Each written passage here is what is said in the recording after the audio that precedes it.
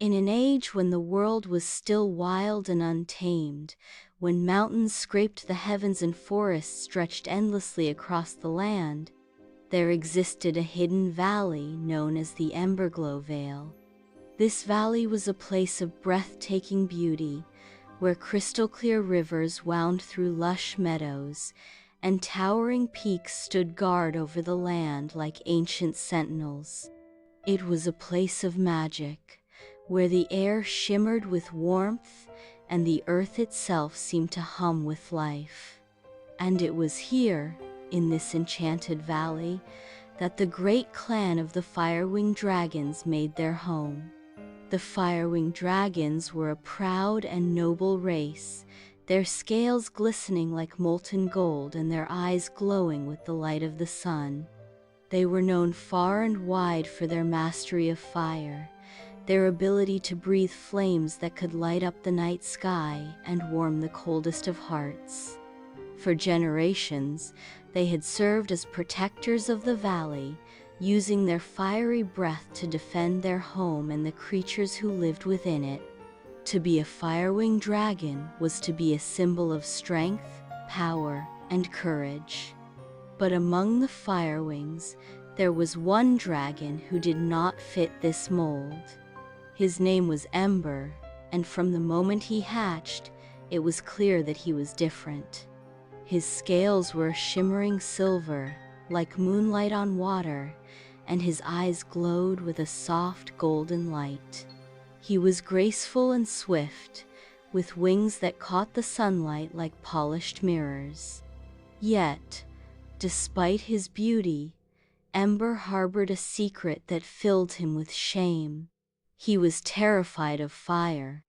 While the other young dragons practiced their fire-breathing skills, sending jets of flame into the air and warming the valley with their heat, Ember would retreat to the cool, shadowy depths of his cave.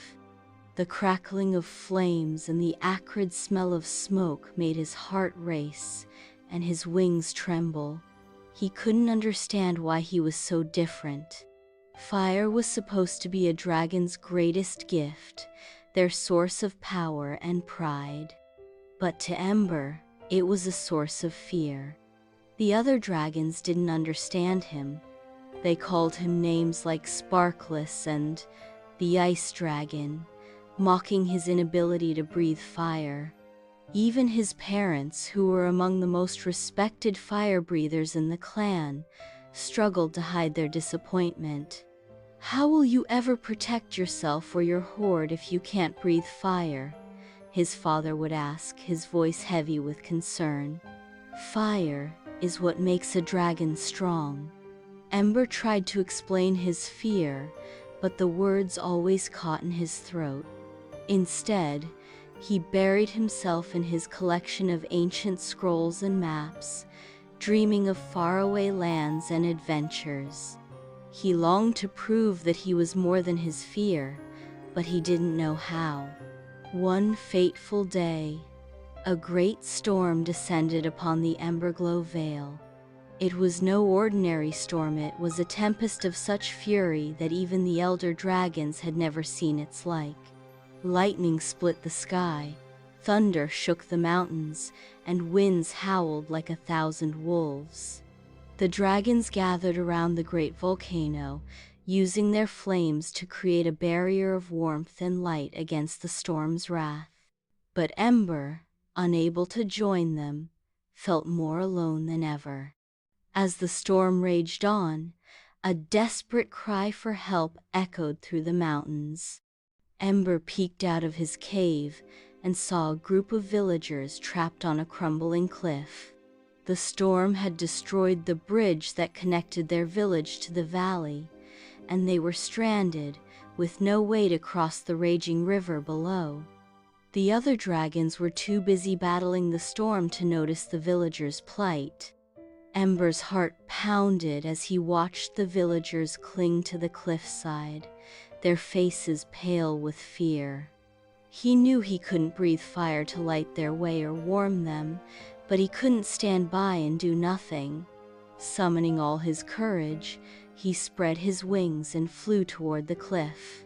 The wind battered him, and the rain stung his eyes, but he pressed on, determined to help.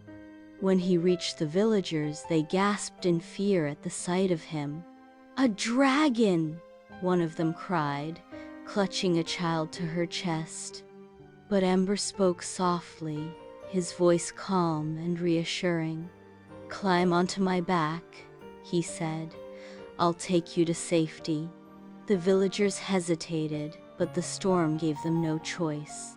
One by one, they climbed onto Ember's broad, scaly back. He flew carefully, navigating the howling winds and driving rain with skill and precision.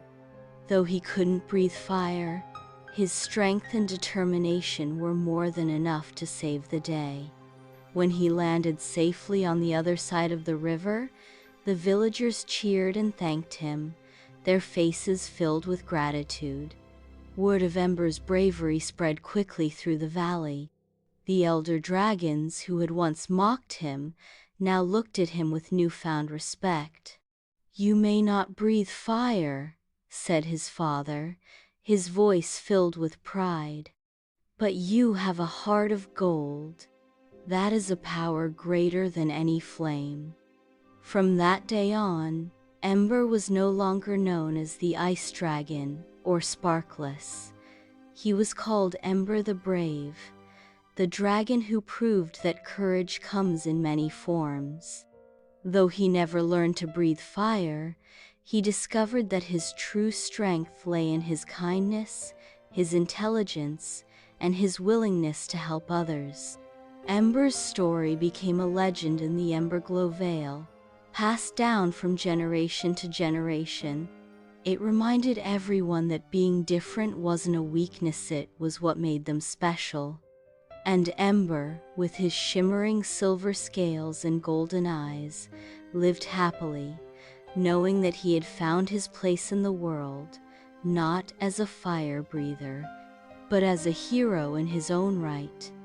Years later, when the valley faced its greatest challenge, a darkness that threatened to consume the land, it was Ember who led the dragons, not with flames, but with wisdom and courage.